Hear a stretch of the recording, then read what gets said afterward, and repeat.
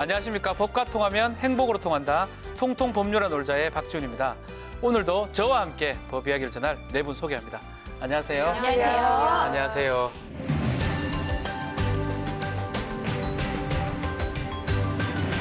올해 이제 벌써 7월입니다. 올해 벌써 절반이 지났는데 이렇게 하반기가 되면 여러 분야에서 새롭게 바뀌는 것들이 많죠. 네, 많죠. 뭐가 근데 있나요? 아마 여러 가지가 있지만 아마 그중에서 많은 분들이 관심을 가지고 계시는 게 아마 부동산. 부동산. 우리나라에서 부동산 굉장히 아마 많은 관심을 갖고 계실 것 같아요. 부동산 관심 없는 사람 혹시 있나요? 없죠. 네. 그래서 저도 이제 뭐 부동산 소식 뭐 하반기에 어떻게 된다라는 거 나오면 이제 꼼꼼하게 챙겨보고 있고요. 특히 저는 이제 내 집 마련하시고 또 투자 잘하신 분들 이런 분들 보면 부러워서 그 주변에 그런 거 잘하신 분들 네. 있어요. 만나면 항상 여쭤봅니다. 또 이제 경제평론가들 만나면 꼭 여쭤봅니다. 저도 마찬가지예요. 하반기 아파트값 어떻게 됩니까? 네. 사야 됩니까? 그 경제평론가들이 뭐 이런 거. 막 추측을 잘 못하더라고요. 아, 그래요? 그래서 여하튼 굉장히 관심을 많이 갖고 있는데요. 근데 특히나 또 이맘때쯤 되면 이제 하반기 부동산 시장 전망, 전략 이런 또 소식들이 쏟아져 나오잖아요. 멀리 묻지 말고요. 이 스튜디오에 부동산 전문가 한 분 있죠? 송 변호사. 부동산 사건 많이 하죠? 예. 좋은 정보 하나 알려주세요. 네. 오늘 16일까지 입법 예고 중인 또 개정안이 하나 있는데요. 네. 그간 공동주택 부분에서 이제 많은 논란이 됐었던 부실 시공 문제입니다. 사실 이게 더 문제예요. 뭐 집을 사고 뭐 이런 것도 중요하지만 최근에 갓 지은 새 아파트에 물도 새고 뭐 벽에 금도 가고 층간소음 난리도 아니다 이런 뉴스가 많았잖아요. 저도 진짜 뉴스에서만 보다가 제 지인도 최근에 아파트를 신축된 걸 분양을 받아서 입주를 했는데 1년밖에 안 됐는데 벌써 뭐 지하 주차장에 벽에 금이 가고 물이 새는 곳이 있고 그렇다고 하더라고요. 저 같은 경우에 좀 오래된 아파트에 살다 보니까 신축 아파트에 대한 어떤 로망, 꿈을 가지고 있었는데 환상을 가지고 있었는데 이런 얘기 들으니까 아이고 신축 아파트가 답이 아닌가 싶기도 하고 망설여지게 되더라고요. 그렇죠. 어느 부동산이 값이 오를까? 이게 중요해서 물어봤는데 결국 부실공사로 지금 가고 있는데요. 자, 이 부실공사 정말 중요한데 부실공사 관련해서 어떤 개정안이 입법 예고 중인 겁니까? 네, 현행법에는 부실 시공을 막기 위해서 부실 시공 주택 건설자의 선 분양을 제한하는 제도가 있는데요. 네. 앞으로는 그 대상이 사업 주체인 시행사뿐만이 아니라 실제 시공을 담당하는 시공사까지 확대돼서 선 분양이 이제 엄격하게 제한이 될 예정입니다. 좋은 제도 같습니다. 그간 선분양 제한이 주택법상 영업 정지를 받은 사업 주체, 그러니까 시행사를 대상으로만 적용돼서 이 범위가 제한적이다. 이런 어떤 비판이 많았었는데요. 잘 된 거네요. 보니까. 그렇습니다. 네. 그리고 판단 기준도 더 깐깐해졌는데요. 선분양 적용 대상을 주택법상 영업정지에서 이 건설산업기본법상 영업정지로 더 확대를 하고요. 그리고 영업정지 사유 같은 경우에도 기존에 주택법 시행령상 3개의 사유가 있었거든요. 근데 부실시공과 관련된 23개 사유로 더 확대가 됐습니다. 네. 자, 오랜 기간 힘들게 집을 마련했잖아요. 딱 들어갔는데 여기저기에 구멍도 있고 소리도 들리고 하자가 많다 그러면 상상도 하기 싫을 것 같습니다. 이 집이라는 것은 무엇보다도 안전한 곳이어야 되고 또 부실 시공이나 문제되는 전력이 만약 있다면 제재를 가하는 게 필요한 것 같습니다. 맞아요. 이게 아무래도 사실 우리가 이제 전적이 있다 보니까 네. 이 정도의 페널티, 제한을 주는 거는 납득할 만한 수준 아닌가라는 생각이 들고요. 사실 집에서 저렇게 부실시공해서 살다가 큰일이 나게 되면 이게 안전과 직결되는 문제잖아요. 그러니까 그렇죠. 저는 사실 정말 엄격하게 봐야 된다고 생각을 해요. 네, 앞으로 이제 부실 시공 축소와 이제 품질 제고를 통해서 입주민들의 피해를 줄이는 데 기여할 수 있을 것으로 보입니다. 상당히 부실 시공을 줄이는 게 상당히 필요하지 않을까 생각이 됩니다. 네, 또 한편으로는 또 부실공사 문제가 이제 반복이 되고 있잖아요. 네. 그러다 보니까 우리 같은 소비자 입장에서는 참 반가운 소식이 아닐 수가 없는데 또 한편으로 생각을 해보면 이 시공업체나 건설사들이 또 이 받는 페널티가 워낙에 크다 보니까 사업권이 지금 흔들릴 정도의 수준이거든요. 선분양을 못하게 한다는 건 사실 뭐 기업의 존립이 위태로울 수도 있을 정도의 이 큰 사안이기 때문에 좀 사회적 분위기에 편승을 해서 과도한 규제안을 내놓은 것이 아니냐 이런 좀 우려가 드는 것도 사실입니다. 네. 이렇게 이 선분양 제한을 확대하는 것에 대해서 지금 우리 사이에서도 의견이 좀 나뉘고 있는데요. 네.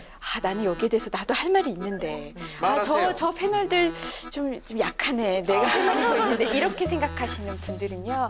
의견 기회가 있습니다. 의견 줄 수 있습니까? 네. 입법 예고 기간이 오는 그 16일까지거든요. 이 16일까지 누리집 사이트가 있어요. 그 사이트에 가셔서 의견 남겨주셔도 되고요. 우편이나 팩스로도 가능하다고 하니까 목소리 내고 싶으신 분들은 꼭 목소리 내주셨으면 좋겠습니다. 네. 자, 그럼 얘기 나온 김에 오늘은 공동주택 관련 더 살펴볼 점이 없는지 이 얘기를 좀 해보려고 합니다. 먼저 어떤 법을 봐야 됩니까? 네, 오늘 우리가 살펴볼 법은요. 공동주택관리법, 주택법, 그리고 건축법입니다.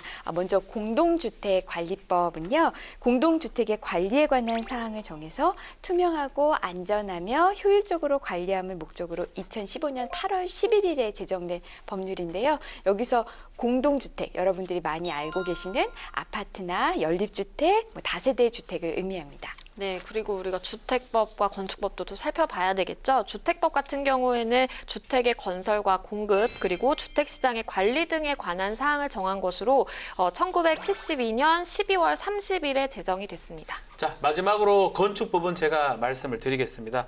건축물의 대지나 구조, 또 설비 기준, 용도 등을 정하면서 건축물이 안전하고 또 기능적으로 효용이 있도록 하는 그걸 목적으로 만드는 법률이고요. 1962년 1월 20일에 제정이 됐는데요. 이 세 가지 법률 20대 국회 발의현황 어떻습니까? 네, 먼저 공동주택관리법은 현재까지 총 44건이 발의되어 있고요. 그중에 13건은 모두 처리가 되고 31건이 계류 중에 있습니다. 네. 네, 다음으로 주택법은요. 현재까지 총 42건이 발의가 됐고 그중에 8건이 처리가 되고 34건이 계류 중입니다. 마지막으로 건축법은요. 현재까지 총 65건이 발의가 됐고요. 그중 15건이 처리됐고 50건이 계류 중에 있습니다. 예. 오늘은 공동주택에 대해서 얘기를 나눠보겠습니다. 집 살 때를 좀 기억할 것 같은데 저도 지금 아파트에 거주하고 있는데 저는 저희 아내가 집을 사러 다니기 때문에 아내가 사면 그게 집이에요. 보통 잘 몰라요. 보통은 그 집을 정할 때는 남편이 많이 그러게요. 관여를 하는데 아니요. 결정해 준 대로 가서 오케이 이 정도. 100점짜리 그래서 남편입니다. 여러분들은 어떤 것들을 가장 중요시 여기는지 궁금합니다. 저는요.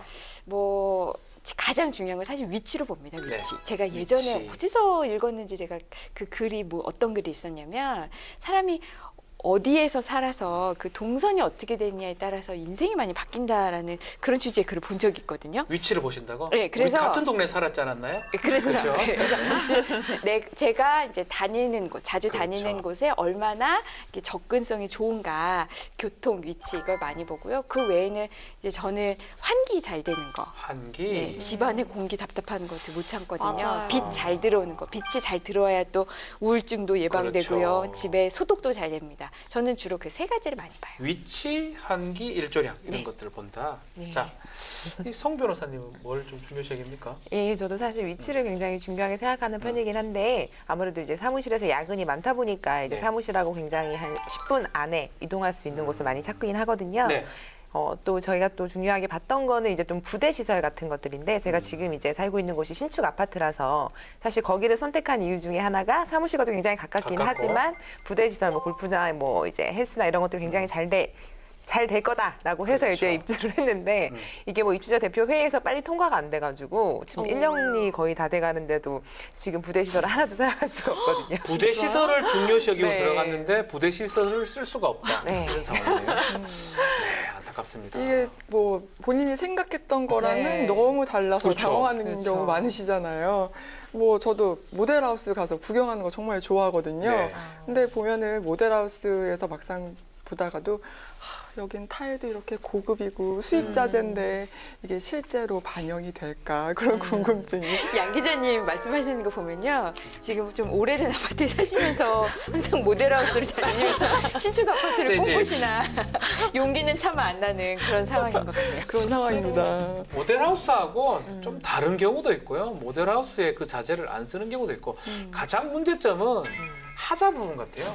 맞아요. 모델하우스가 구멍이 나 있으면 안 사잖아요. 맞아요. 근데 실제로 자신이 들어간 집에 보면 하자가 있다 이러면 충격을 받을 것 같은데요. 맞아요. 요새 하자 걱정들 되게 많이 네. 하시는데 이게 그냥 우려 정도가 아닌 게 실제로 하자 분쟁이 점점 늘어나고 있어요. 아파트 하자로 인한 입주민 피해를 구제하는 국토교통부 조정위원회에 따르면요. 네. 2010년에 69건에 불과하던 이 하자 보수 분쟁 신고 건수가요. 지난 2016년에는 무려 3,800건이 늡니다. 그러니까 6년 새에 56배가 늘었다는 거예요. 어마어마하죠. 그리고 심지어 이 통계는요. 입주민 요구에도 시공사가 하자 보수를 제대로 하지 않은 경우만 사실 포함되기 때문에 실제로 아파트 부실공사 건수는 우리가 생각하는 것보다 훨씬 더 많지 않을까 싶어요. 그래서 오죽하면 요즘에는 입주하는 곳 4곳 중에 한 곳이 부실공사고 하자가 발생한다. 이런 얘기가 있는데 먼저 왜 자꾸 이런 일이 발생하죠? 왜 이렇게 아파트에는 하자가 많을까요? 그러게요. 너무 하자가 있는 건 이제 당연시되는 이런 네. 상황이 아닌가 싶은데요. 그 문제의 원인으로 지적되고 있는 게 몇 가지가 있는데 먼저 저가 입찰 그리고 하도급을 주는 관행 이 두 가지가 가지. 지적이 되고 있습니다. 저가 입찰하고 하도급 간에 이게 가장 고질적인 병폐다. 이 말씀인가요? 맞습니다. 네. 이제 아파트 공사 아무래도 사람이 하는 거다 보니까 인건비 싸움이 많이 일어나는데요. 이 최소한 비용으로 최대 이윤을 남기려면은 어떻게 하겠습니까? 인건비 줄이고 인건비 줄이고 그렇죠. 비용 그리고 줄이고 네, 공기를 확 단축해야겠죠. 단축시키고. 그렇죠. 그렇게 하다 보면 이제 무리하게 공사를 할 수밖에 없을 것 네. 같고요. 결국에 이제 우리가 흔히 말하는 날림 공사. 날림공사. 네, 후다닥 겉으로만 좀 멀쩡해 보이게 이런 날림 공사를 하게 되는 건데요. 또 이제 대부분의 이 공사가 계속 하도급을 줘요. 근데 하도급이 많을수록 하도급 업체도 이윤을 남겨야 되잖아요. 맞습니다. 그러면 더더욱 날림 공사가 될 수밖에 없으니 하자가 없는 게 이상하죠. 저가로 입찰해서 하도급으로 하다 보니까 하자가 발생할 수밖에 없다. 네. 거기다가 2, 3년 전부터 부쩍 증가했던 아파트 공급 물량도 부실 신공이 증가했던 그러한 이유로 꼽히고 있는데요. 네. 지난 몇 년간 부동산 경기가 호황을 누리면서 공급 물량이 대거 늘었거든요. 실제로 2015년에는 전국적으로 51만 가구가 분양해서 사상 최대 수준이었고 2016년도에도 49만 가구가 분양이 됐습니다. 지금 올해 기록이 또 깨질 것 같습니다. 제가 보니까 제가 이 자료를 보니까 올 1월부터 4월까지 전국 주택 준공 실적이 19만 7,096호입니다. 엄청난데요. 2005년 입주 물량을 통계한 이후로 최대치가 달성되지 않을까 이렇게 보입니다. 그러니까 우리가 사실 반드시 기억해야 되는 두 가지가 가장 기본적인 또 두 가지예요. 그러니까 첫 번째 일단은 애초에 꼼꼼하게 관리 감독해서 부실 시공이 없도록 제대로 아파트를 짓고 건설을 해야 되겠죠. 그리고 두 번째 뭐 사람이 할 수 있으니까 뭐 하자가 발생할 수도 있다고 친다라고 하면 그 하자가 최대한 빠르게 그리고 정확하게 사실 보수가 돼야 된다는 그 기본 원칙이 사실 가장 중요한 것 같아요. 네. 그런데 현실은 사실 선분양제로 인해서 좀 여러 가지 문제가 발생을 하고 있고 또 입주자들이 하자 보수 요구에 대해서 또 사업 시행자가 소극적으로 대응하는 경우가 많죠. 여기에다가 또 손해배상 청구 소송을 하더라도 손해배상액이 청구한 금액보다 낮게 정해지는 경우가 빈번하게 발생을 하고 있습니다. 네, 맞습니다. 실제로 최근에 경기도 화성에서 6개 단지 5,800세대를 분양을 했는데 수천 건에 달하는 하자가 발생해서 시공사가 소극적으로 대응하다 보니까 주민들의 피해가 상당히 심각했다는 어떤 기사가 있었는데요. 이거 해결할 방법이 없을까요? 그러게 말입니다. 아파트를 분양받았으면 분명히 멀쩡한 아파트를 분양을 받아야 되는데요. 이렇게 그렇죠. 하자가 발생을 해도 시공사가 이렇게 무성하게 대한다면 정말 억울해서 정말 땅을 칠 일입니다. 그래서 이제 발의된 법안이 하나 있는데요. 사업 주체가 공동주택관리법을 위반하거나 아니면 건축법과 같은 이런 관련 법령에 따른 명령이나 처분을 위반해서 이 아파트 같은 거에 하자가 발생해서 이 분양자가 손해를 입은 경우에는요. 실제 그 입증된 손해 외에도 최대 그 3배까지 아하. 즉 징벌적 손해배상을 인정하자라는 내용의 그 발의안이 나왔어요. 지난 4월 16일 김성원 의원이 대표 발의했습니다. 너무 좋은 내용인데 뭐 3배가 아니고 뭐 100배, 뭐 1000배 맞나요? 그러면 1000배까지 마음은 그렇지만 네. 1000배까지 되면은 건설사가 줄 돈이 아마 없을 거예요. 3배 정도 봅시다. 아니 저도 이 네. 법안 정말 필요한 내용이라고 생각을 하는데요. 사실 막 집이 문제가 생기게 되면 이 스트레스가 만만치가 않아요. 어우, 그럼요. 정말 저도 겪어봐서 압니다. 그래서 사실은 이런 정도의 3배 정도의 징벌적 손해배상은 좀 당연한 거 아닌가 싶어요. 이 징벌적 손해배상제가 도입이 된다면 아무래도 좀 건설사가 무서워서라도 잘 만들지 않을까요? 저는 그렇게 기대되는 네. 것 같은데요. 일단 다만 우려스러운 점이 있다면 건설사가 아무래도 하청업체 같은 곳에 이제 본인들의 책임을 떠넘기지 않을까 하는 우려가 있다는 점이에요. 그러니까 이런 부분도 좀 허점이 없도록 좀 법적 제도가 좀 잘 마련되면 좋겠다라는 생각이 듭니다. 뭐 그렇지만 일각에서는 보상이나 배상도 쉽지 않을 것 같고요. 또 입증이 쉽지 않다 이런 얘기가 있습니다. 결국은 지금 하고 있는 선분양 제도가 문제되기 때문에 후분양 제도, 분양을 나중에 하고 나중에 다 끝나고 분양하는 그런 후분양 제도를 도입해야 된다 이런 의견들이 많은데요. 후분양제는 이미 도입돼 있어요. 우리 주택법 보면요. 주택 공급 방식으로 선분양과 후분양을 같이 규정하고 있는데요. 네. 근데 후분양이 선호되지 않고 있어요. 오히려 건설사들은 선분양을 선호합니다. 그 이유는 당연하죠. 그렇죠. 예. 건설사들 돈이 돈이 없어요. 없는데. 우선 분양금 받아서 지어야 되잖아요. 그래서 사업비 부담이 가장 큰 이유로 이제 선분양을 선호해 왔는데, 근데 이제 선분양 제도를 이제 운영할 경우에는 당연히 이제 또 단점들이 있어요. 네. 가장 큰 게 이제 과장 광고. 과장 광고. 이미 짓기 전에 우린 이렇게 지을 거고요. 뭐 이렇게 호화 자재를 드릴 좋게. 거고요. 게다가 또 있지도 않은 미래일을 이야기하다 보니까 여기 옆에 큰 병원 생길 뭐 겁니다. 역세권 뭐 거짓말을 하잖아요. 네, 그렇죠. 네. 그런 식으로 하는 이런 과장 광고 때문에 이거 뭐 사기 분양이다 어쩌다 이런 사회적 문제도 되고 있고요. 또 이제 부실공사, 그렇죠. 약속한 것과 또 다른 부실공사, 뭐 바가지 분양 이런 문제들이 일어나고 있습니다. 네. 주택을 완성품 없이 이제 견본 주택만 보고 이제 구매를 하는 건 소비자의 권익을 심각하게 침해한다는 그런 지적이 많습니다. 그래서 후분양 제도가 도입이 되면 소비자들은 공사가 대부분 이제 진행이 된 다음에 실제 위치나 뭐 내 외부 자재라든가 부대 시설이라든가 이런 것들을 확인을 해보고 거래를 할 수 있기 때문에 또 이제 확실히 이제 또 이제 허위 과장 광고 부분에서 조금 더 피해가 줄어들 수 있을 것 같고요. 네. 또 건설업체의 부도 위험을 소비자가 떠안지 않아도 된다라는 점이 장점으로 꼽히고 있습니다. 원칙적으로는 뭐 만드는 다음에 그 만든 거를 구입하는 게 후분양 제도가 맞는 것 같은데 여러 가지 뭐 이유 때문에 선분양제를 지금 많이 하고 있습니다. 국회에서 지금 후분양제 문제에 대해서 논의를 하고 있죠. 네, 그렇습니다. 이 관련된 법안을 소개해 드릴게요. 네. 사업 주체가 주택의 건설 공정이 전체 공정에서 80%에 도달한 이후에 입주자를 모집할 수 있도록 하는 이 후분양제를 도입을 하되, 하지만 선분양으로 사전 입주 예약제를 도입하는 이 법적 근거를 마련하자라는 내용이고요. 소비자 중심의 주택 공급 질서를 정착하게 하자라는 겁니다. 그래서 2016년 12월 30일에 정동영 의원이 대표 발의한 내용입니다. 비슷한 내용으로요. 전체 공정의 80%에 달한 이후에 입주자를 모집하자. 아까 방금 양 변호사님 소개시켜 주신 그 후분양제 이걸요 아예 의무화하자. 무조건 80% 이상 돼야 분양하자. 이런 의무화하는 법적 근거를 마련하자라는 내용으로요. 작년 2월 13일 윤영일 의원이 대표 발의한 법안도 있습니다. 저는 뭐 시공사나 시행사가 아니라 좀 소비자 입장이다 보니까 저는 선분양보다 후분양이 맞다고 생각이 되는데 하자도 많이 줄 것 같고요. 어떻게 생각하나요? 예, 저도 적극 찬성하는데요. 우리 다 소비자잖아요, 그죠? 네. 아무래도 건설사가 이제 과도한 수익을 내기 위해서 내부 마감재가 견본 주택과 확연히 다른 경우, 그리고 부대 시설의 미시공 등의 이제 문제가 많은데 실제 소송에서 이러한 광고 부분이 청약의 유인 정도로 보는 경우가 많기 때문에 구제가 쉽지 않거든요. 그렇죠. 네.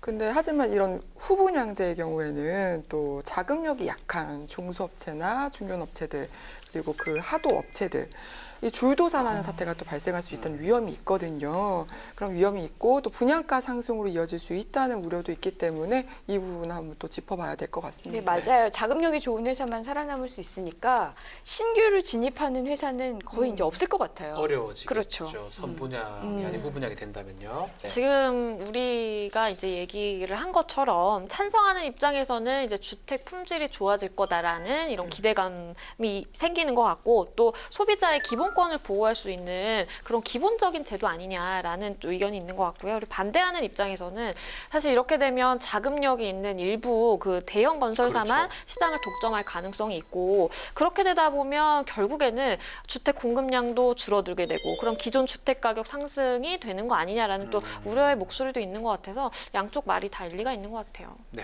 네, 실제로 이 후분양제 도입과 관련해서도 국회 국토위원회, 국토위 내에서도 여야 의원들 간의 이 이견이 워낙에 첨예하게 있었습니다. 실제로 올해 초에 국토법안 소위에서 이걸 후분양제를 의무화하는 내용의 주택법 개정안에 대해서 논의를 할 예정이었는데요. 여야 간 그 간사 간에 워낙 이견이 첨예하고 반발이 거세서 야권의 반발이 거세서 법안이 아예 논의 대상에서 제외가 되기도 했습니다. 네. 또 일각에서는 지금 빌라나 다세대 주택 같은 경우는 후분양제로 하고 있습니다. 그렇기 때문에 이 규모에 따라서 후분양 또 선분양 이게 OX 문제가 아니고 규모에 따라서 선택해야 될 부분이 아니냐 이런 주장도 있거든요. 결국 이 문제 언제까지 논의만 해서 될 게 아닌데 뭐 대안을 좀 찾아봐야 되는 거 아닌가요? 다른 건 또 뭐가 있을까요? 아파트 네. 하자를 줄일 수 있는 공동주택에 하시려면 중분양? 중분양.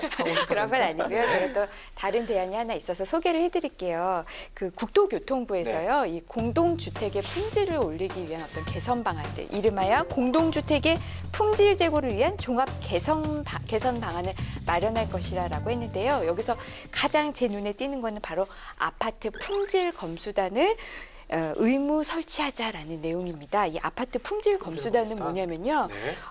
아파트 이제 다 지었을 때 어느 정도 짓고 나면은 분양자들 불러서 이렇게 확인하게 하잖아요. 네. 근데 분양자들 가도 모릅니다. 아, 잘 지었네. 벽지가 잘 발라져 아, 있나? 잘 발라져 이런 있네. 거밖에 몰라요. 그래서 정말 이 건축 전문가들로만 구성된 아파트 품질 검수단을 보냅니다. 아파트 품질 검수단은 우리 같은 일반 사람들이 보지 그렇죠. 못하는 전문가의 전문적으로? 눈으로 이거 뭐가 잘못됐는데 이상하다. 안에 내부 시설이 뭐가 잘못됐는데 이런 것들 다 지적할 수 있거든요. 그래서 이 아파트 품질 검수단이 품질 검수를 먼저 하고요. 이 사람들에게 이 품질 검수단에게 이거 하자가 보이네.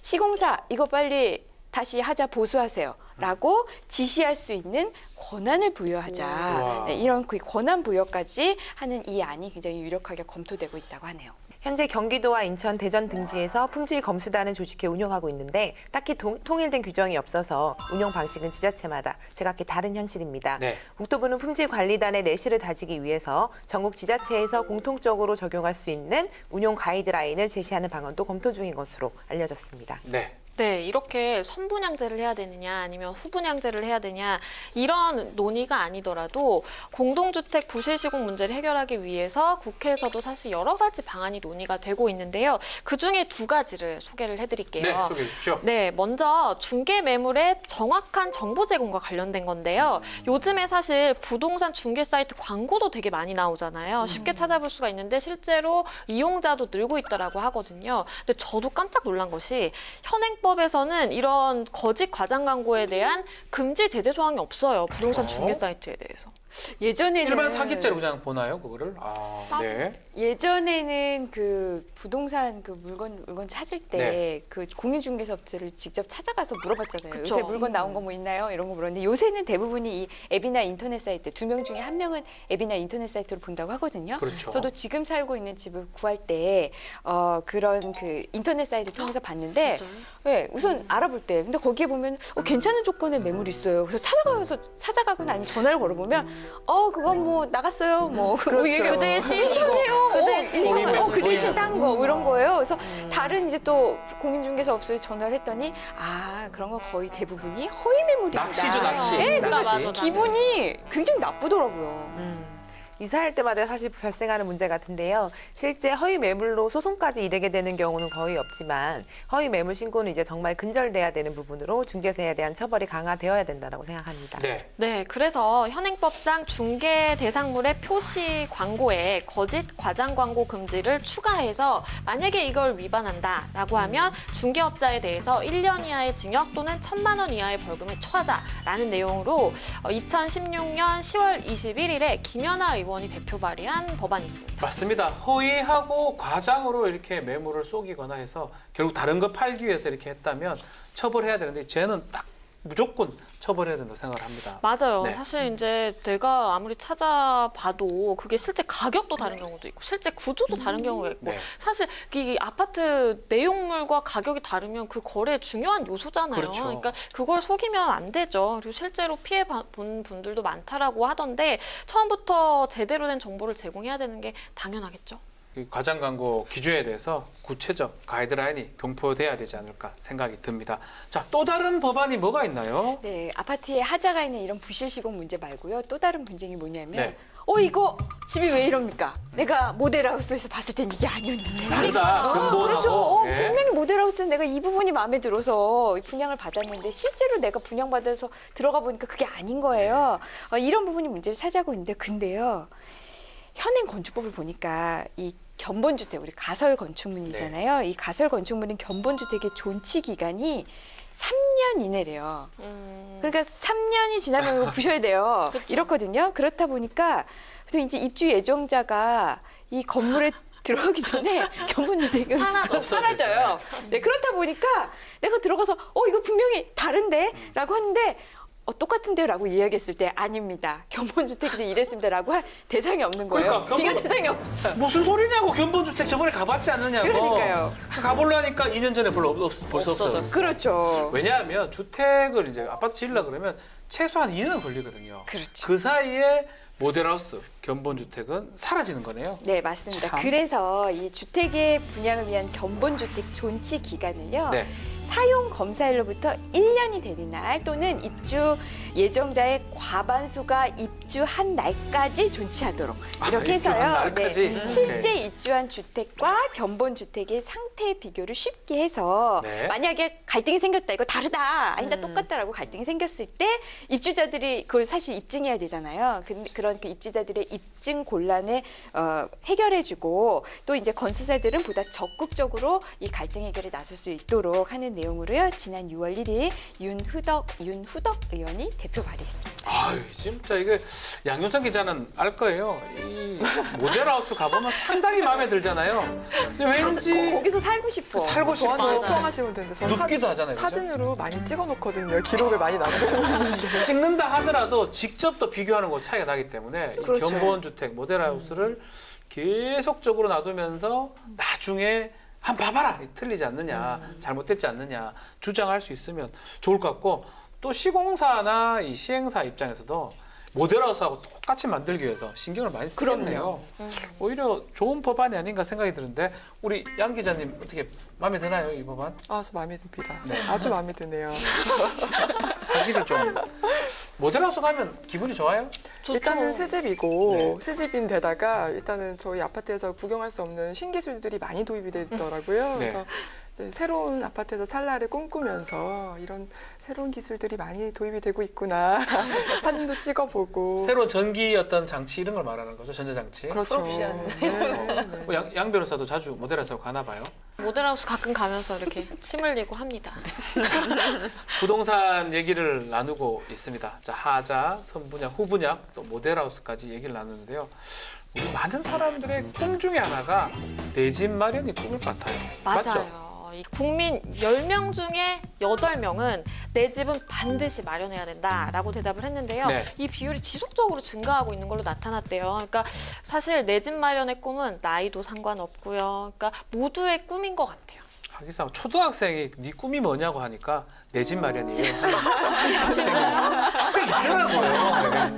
벌써부터 꿈을 그렇게 가지는 학생이 있긴 한데 자 이게 우리나라뿐만 아니라 전 세계적으로 모든 사람들이 꿈이 내 집 마련이 아닌가 생각이 드는데 근데 이 자기 집, 내 집 마련이 쉽지가 않죠. 네, 쉽지 않은 것 같습니다. 게다가 요즘엔 대출도 받기가 어려워서요. 한 가구가 한 푼도 쓰지 않고 11년 넘게 이제 수입이 모아야 서울에 네. 집 한 채를 살 수 있다라는 조사도 있었습니다. 자, 그래서 저도 내 집 마련하기 위해서 이제 변호사, 뭐 법무관도 변호사하면서 참 돈을 열심히 벌었습니다. 왜냐하면 돈이 있어야지만이 집을 살 수 있다. 그래서 그렇게 돈을 벌게 됐어요. 그래 열심히 또 그렇게 일하신 덕에 아주 멋있는 집을 또 멋있진 사셨잖아요. 않습니다. 아니, 좋은 집도 멋있진 좋은 않습니다. 지역에 예. 좋은 집 사셨잖아요. 네. 축하드립니다. 아이고. 늦었지만 축하드리고요. 그래서 저도 박 변호사님 이 MC분 본받기 위해서 열심히 일을 하고 있는데 하지만 네. 이 부동산 뉴스를 보면은 참 한숨이 푹푹 내셔요. 이거는 내가 정말 열심히 일을 해서 벌 수 있는 돈보다 이 아파트의 가격 상승폭이 제가 사실 며칠 전에 아는 변호사님을 통해서 들었는데 그분도 이제 세입자시래요. 근데 9년 동안 아파트 그 전세 가격만 11억이 올랐대요. 11억이 올랐대요. 그래서 9년간 네, 9년 동안 11억 벌게 어떻게 되는데 쫓아가요, 그거를? 그러니까요. 그래서 정말 그런 얘기를 들을 때마다 암담하다라는 생각이 좀 들긴 합니다. 잡기가 어렵네요. 저도 뭐 저축을 뭐 열심히 하고 있습니다만 저축만으로는 답이 없는 현실이잖아요. 네. 뭐 집 뭐 요새 예전에는 뭐 대출을 받아서 은행의 도움으로 많이 구입을 하기도 했습니다만 요새는 또 대출 받기도 쉽지가 않은 그렇죠. 형편이고요. 그래서 저도 부동산 정책이 어떻게 변하나 경제 관련 기자들 얘기도 많이 들어보고 부동산 관련 전문가들 얘기도 많이 들어보고 하는데 사실 딱히 수는 없는 것 같아요. 방법이 없습니다. 가격 자체가 이렇게 멈춰 있어야지 자기가 수익이 늘어나면 그만큼 살 수가 있는데 가격 자체는 멈추지 않습니다. 떨어지지도 않고요. 계속적으로 증가합니다. 그래서 부동산 대책을 정부가 많이 내었죠. 8.2 대책을 발표를 했었는데 그때 맞아요. 됐나요 그때? 이게 그러니까 사실 실수요 보호와 그리고 네. 단기 투기 수요 억제를 통해서 주택 시장의 안정화를 도모하겠다라는 게 사실 목표였는데 당시에 뭐 고강도 규제다 보니까 워낙 아주 잠깐 서울 아파트 값의 상승폭이 좀 꺾이기는 했었어요. 근데 완전히 하락세로 전환하지는 못했다라는 평가가 거의 대다수죠. 그래도 그 대책 때문에 사실 부동산 시장 가격이 살짝 주춤을 했었고 네. 그렇기 때문에 또 효과가 있었다고 평가가 되긴 하는데요. 다만 우려스러운 점은 이 파리 부동산 대책이 규제 지역이 워낙 광범위하게 퍼져서 서울에서도 뭐 거의 전역으로 그 투기 지역에 포함이 됐다는 점이 강북도 다 포함이 돼 버렸어요. 그렇습니다. 맞죠? 네네. 맞아요. 특히 우리나라는 이제 특정 지역이 비싼 그 불균형이 굉장히 심각하기 때문에 사실 이 문제는 해결하기가 쉽지 않아 보여요. 이게 과연 언제쯤 해결될 수 있을까 싶어요. 네. 저는 어쨌든 집값은 오른다라는 집값은 입장이에요. 오른다. 왜냐하면 제가 본 뉴스는 집값이 상승한다. 두 번째는 이제 좀 이런 부동산 대책이 나왔을 때 나오는 뉴스는 부동산 그러니까 집값 상승률이 하락한다. 저 보세요. 상승률이 하락한대요. 비율이 하락한다. 네, 그러니까 집값이 떨어진 네. 게 아니고 집값이 이만큼 올랐다면은 이만큼씩 오르고 있다라는 거거든요. 결국 집값은 오르는 것 같고요. 특히 교육의 이점이 있는 곳. 그곳은 정말 부동산 그 불패 지역 중에 하나인 것 같아요. 저는 뭐 여기에 살고 싶은 사람은 많은데 그만큼 공급이 안 되면 가격이 오를 수밖에 없잖아요. 그러니까는 사람들이 살고 싶어하는 곳에는 많이 짓고요. 여기 사람들이 별로 안 살고 싶어하는 곳에는 사람들이 살고 싶어하게 주변 시설을 잘 갖춰주는 거예요, 인프라를. 그러면은 이제 어느 정도 분산이 될 것 같고 또 하나는 이제 결국엔 또 이제 세금 문제로 또 그 이야기를 할 수밖에 없을 네. 것 같은데요. 투기가 의미 없다라는 그런 의미를 줄 정도로 양도세를 강하거나 아니면 보유세를 좀 확실하게 확 다주택자 보유세 확. 임방울 변호사 지금 얘기하는 들어보면 뭐 정부의 어떤 정책을 그대로 다 얘기를 하는 것 같은데 그렇습니까? 그럼에도 불구하고 잘 안 잡히는 게 참 부동산이네요. 네. 예. 임방일 변호사님 의견에는 저도 좀 찬성을 하고요. 네. 더불어 이제 뭐 무주택자 같은 이제 실수요자들한테도 동일하게 사실 제도를 적용하는 거 조금 문제가 있다라고 봅니다. 정말 이제 힘들다라고 하시는 서민분들이 많은데요. 네. 또 이제 변경된 부동산 정책을 잘 이제 인지하지 못한 상태에서 피해를 입게 되는 이제 선의의 피해자분들도 있었는데요. 예를 들어서 이제 분양이 이제 당첨됐다.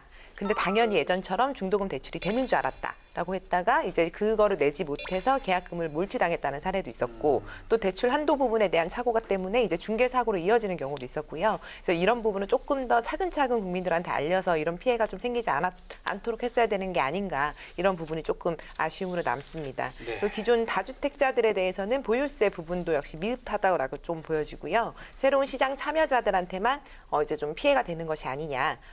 기존 다주택자들에 대한 보유세를 좀 강화해야 된다라는 그런 부분에서는 저도 좀 찬성합니다. 맞습니다. 실제로 주택 소유 가구는 줄어든 반면에 다주택 보유자들이 더 늘어나고 있기 때문에 오히려 주택에 지금 말씀하신 것처럼 양극화는 더 심각하게 된 게 아닌가 이런 얘기가 좀 있습니다. 저는 자꾸 이런 얘기 들으면 이러다 진짜 우리나라가 망하는 거 아닌가라는 극단적인 생각마저 들어요. 망하기도 합니다. 왜냐하면 네.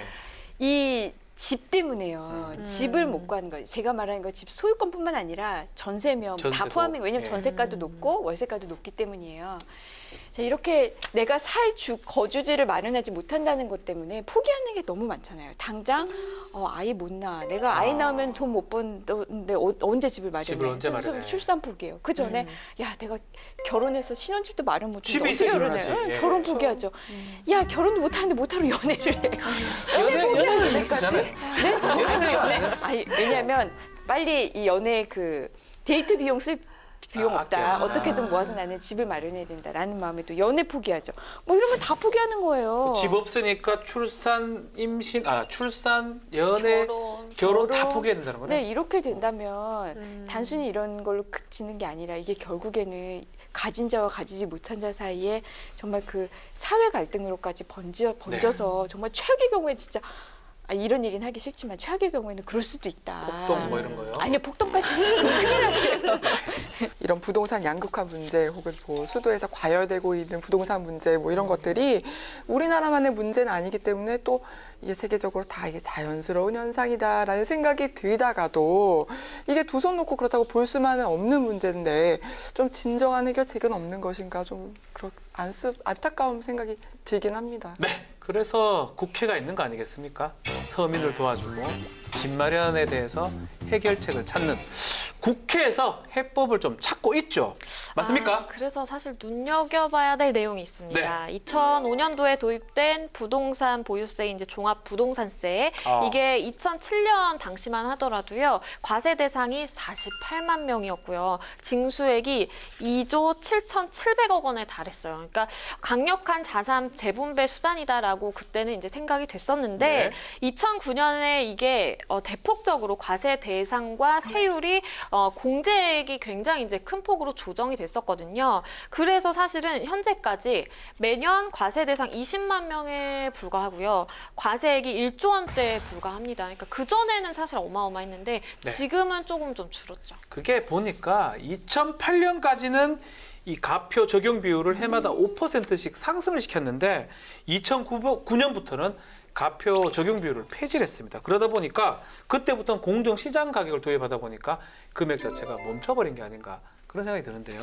자, 우리가 왜 세제 개편이 필요하냐면요. 2014년 기준입니다. 우리나라 토지 중에서요. 개인 토지 소유자 중에 상위 10%가 갖고 있는 토지 비율이 자그마치 65%예요. 많이 갖고 있네요. 네, 10%가 65%를 갖고 있고요. 90%가 35%를 갖고 있는 이런 구조입니다. 주택을 볼까요? 이 종합부동산세 과세 대상자 중에서요. 주택을 11채 이상 보유한 사람이요. 2009년에 5,830명이었거든요. 2012년에 2배 넘게 뛰어요. 12,808명. 2016년에 또 2배가 뜹니다.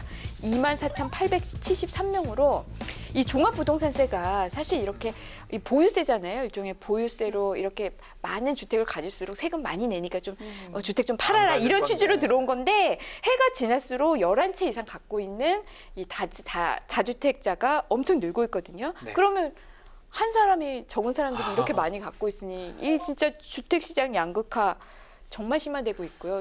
이쯤 되니까 야 이거 종합부동산세 이거 다시 봐야 되는 거 아니냐. 그렇죠. 이거 아무 효용 없는 거 아니냐. 이런 이야기가 나오고 있는 겁니다. 그러니까 종합부동산 그 세제가 비싸다면 11채까지 안 가지고 있겠죠. 그렇죠. 세금이 부담스러운 거 하나만 얼른 가지겠죠. 팔죠. 그럼에도 불구하고 11채 있어도 별거 아니다. 그 정도 이러니까 세금이야. 뭐 이 내고 정도 말지.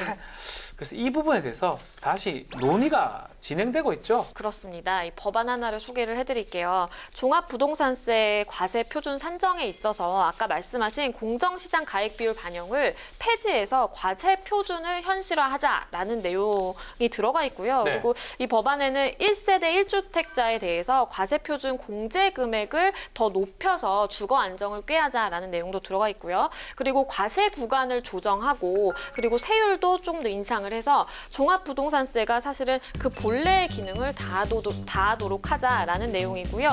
지난 1월 19일에 박주민 의원이 대표 발의했습니다. 주택 시장을 안정화시키기 위해서 세금을 이렇게 하는 게 가장 기본적인 대책이 아닌가 생각이 드는데 이 다주택자들 11채 갖고 계신 분들 이분들 또 편법 쓰지 않을까요? 아, 편법이라고 해야 되나? 네. 부럽기도 해요. 네. 한 11채를 가지고 있으면 도대체 뭘 할까요? 되게 궁금한데. 한 2채만 있어도 좋겠어요. 11채는. 그러니까 11채를 도대체 11채는 뭐해요? 뭐랄까 네. 감이 안 오는데요. 네. 이게 사실 저도 뉴스를 읽다가 그걸 봤어요. 어차피 이게 세금이 늘어나도 11채 가지고 있는 사람들은 내고 말지 한다라는 거예요. 그렇기 때문에 조금 현실적으로 조정이 돼야 되지 않나 싶어요. 그러니까 어정쩡하게 올리지 말고 대폭 올려야 된다. 그러니까요. 대폭. 다주택자에게는. 네. 이게 참 어려운 문제지만 이런 부작용들은 또 잘 개선을 해서 정책이 시행이 되길 바랍니다. 자, 부동산 많이 하고 있는 송 변호사 어떻게 생각하십니까? 일단 다주택자의 종합부동산세가 이제 대폭 오른다라고 하면 당연히 기존의 다주택자는 매물을 처분하고 또 새로운 시장 참여자도 이제 투자 목적 매입할 때 이제 손익 계산을 한번 다시 해볼 것 같아요. 네. 다만 말씀하신 것처럼 이러한 동기가 부여될 정도로 이제 세금이 이제 인상이 될지는 의문이고요. 새로운 시장 참여자 없이 실수요자들만 이제 남는다고 하면 매매가가 떨어질 수도 있지만 역으로 임대인이 보증금이나 월세, 전세 가격을 이제 세금이 부담되는 것만큼 올릴 수도 올릴 수 있거든요. 있죠. 예. 네, 그래서 단순히 이제 세금만 올린다고 해결될 문제는 아닌 것 같고요. 말씀한 것처럼 교육이라든가 여러 가지 주변 인프라라든가 이런 것들을 좀 분산될 수 있도록 다방면에 이제 관련 부처 간에 좀 논의가 필요한 부분인 것 같습니다. 이 집값 얘기가 계속 얘기를 하고 있는데 집값 얘기를 잡을 수 있는 방법 또 다주택자를 잡을 수 있는 잡는다니요 그런 방법에 대해서 얘기를 하고 있는데 집값 중에 가장 좀 문제되는 게 공공임대주택 같은 거예요. 이 공공임대주택이 집값이 오르면 안 되는 거거든요. 이 부분이 저는 가장 좀 문제가 되지 않을까 생각이 좀 드는데요. 제가 얼마 네. 전에 택시를 탔는데 기사분께서 그런 말씀 하시더라고요. 본인께서 판교의 그 이 공공임대주택에서 살고 계시는데 네. 이제 임대 기간이 끝나서 그 임대했던 그 아파트들을 이제 분양을 하거든요. 네. 근데 이제 분양으로 전환하는 그 시점의 시세를 분양가로 책정을 한다는 그렇죠. 거예요. 그래야만 이제 또 사업자는 또 손해가 없게 될 거 아니에요. 그런데 최근에 판교에 있는 이 공공임대 아파트 분양가가 10억 원이래요. 오. 네, 처음에 10년 전에 한 3억 원 정도였었는데 이게 지금은 10억.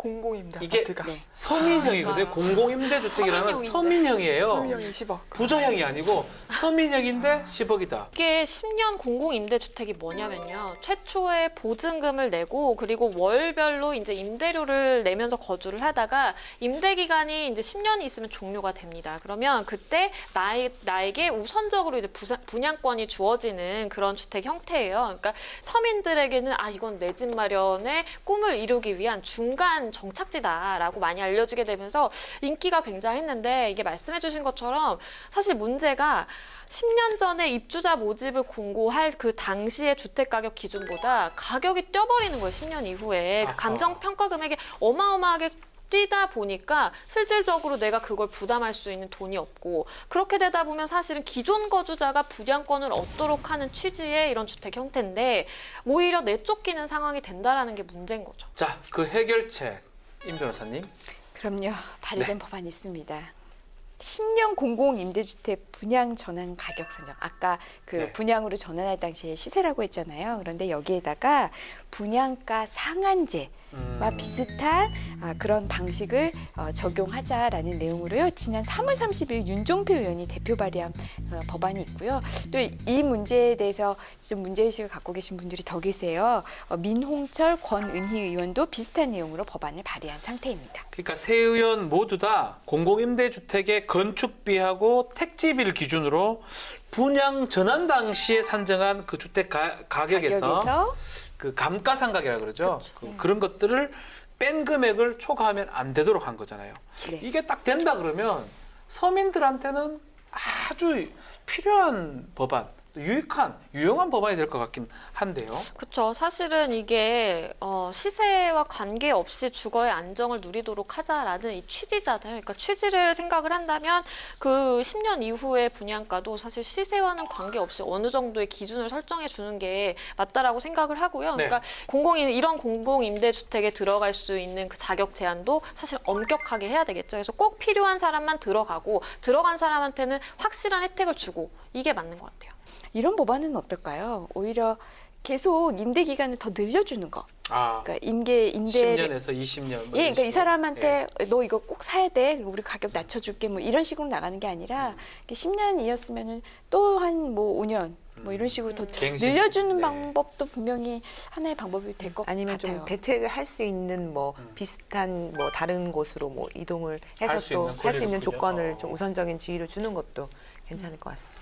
저는 우리 전 국민이 1인 1세대, 1인 1집이면 너무 많고요. 한 세대 한 집이 될 수 있는 그런 날이 좀 왔으면 좋겠는데요. 자, 다 좀 어땠습니까? 오늘 부동산 얘기하면서. 부동산 문제는 정말 우리나라의 가장 그 미세먼지와 함께 가장 정말 풀기 힘든 풀기 어려워요. 풀기 어려운 것 요거 같아요. 풀면 네, 그래서 정말, 네. 저는 이 문제 나올 때마다 아니 왜 국회의원들 이것도 못 풀고 있어? 왜 정부 이거 해결 못 하는 거야? 이렇게는 못 하겠어요. 워낙 복잡한 어려우니까. 이해관계가 얽혀 있으니까 정말 좀 획기적인 어떤 좀 그런 지혜로운 방안이 좀 나왔으면 좋겠네요. 자, 마지막으로 주거 안정을 위한 좀 반가운 소식들이 있다니까 이거 전해드리면서 마무리를 하도록 하겠습니다. 행복주택 아세요? 행복주택 말만 들어도 행복하네요. 하우스 오브 해피. 모델하우스 잘 다니는 양 기자님 행복주택 아시나요? 알고 있잖아요. 알고 뭐 있군요. 대학생이나 신혼부부 또 사회 초년생 위해서 직장과 학교 가까운 곳에 지어지고요. 또 임차료가 저렴한 도시명 아파트로 우리 프로그램에서 자주 소개를 해드렸었죠. 네. 맞아요. 이게 임대료가 주변 시세의 60에서 80% 수준이기 때문에 정말 인기가 엄청난데요. 실제로 지난 1분기 때 14,000여 호에 대한 입주자를 모집을 했어요. 근데 평균 경쟁률이 3.4대 1인데요. 최고 경쟁률이요. 저는 이거 안 될 것 같은데 197대 1입니다. 이건 뭐 로또 로또네요. 수준이죠. 로또네요, 로또. 와. 참 행복주택 어렵네요. 근데 임 변호사 지금 얘기한 거 행복주택이 뭐 좀 더 늘어난다는 거예요? 빙고, 빙고. 늘어납니다. 네. 국토교통부는요 주거 안정을 위해서 행복주택 2만여 호를 추가로 공급할 계획으로요 올해 4분기까지 입주자 모집을 할 것이라고 발표했습니다. 아하. 그러면요 공급 물량이 확대돼서요 올 한 해 동안 총 3만 5천여 호에 대한 입주자가 모집될 예정입니다. 네. 특히 앞으로 공급되는 행복주택은 청년과 신혼부부의 수요가 높은 수도권에 60% 이상 물량이 공급될 예정이고요. 대중교통이 편리하거나 유동인구가 많은 지역을 중심으로 공급될 예정이라고 하니까 많은 분들이 혜택을 받으셨으면 좋겠습니다. 이렇게 유익한 정보를 어디 가면 또 볼 수 있을까요? 그렇죠. 자세한 정보는요. 한국토지주택공사 청약센터 또는 마이홈 포털을 참고하시거나요. 전화 상담실에 또 문의하시면 되니까 기억하시고요. 더불어 저는 좀 이렇게 집 걱정 없는 그런 세상이 빨리 왔으면 좋겠습니다. 저희 사촌 동생도 행복주택 들어간다고 막 좋아하는 거 보면서 진짜 참 좋다라는 생각을 했거든요. 사실 새 출발하는 거는 누구나 불안정하잖아요. 그러니까 어려운 새 출발을 할 때 정부가 조금 도움을 주면 그나마 좀 안정적이지 않을까 싶습니다. 부동산 얘기부터 행복주택까지 얘기를 마무리하도록 하겠습니다. 자, 우리가 힘들 때마다 외치는 말이 있습니다. 꿈은 이루어진다. 이 말처럼 누구나 내 집 마련의 꿈을 이룰 수 있도록 안정적인 부동산 정책이 마련되기를 바라겠습니다. 그럼 다음에도 행복으로 통하는 법 이야기를 가지고 돌아오겠습니다. 감사합니다. Sunshine in my pocket, got that good soul in my feet. I feel that hot blood in my body when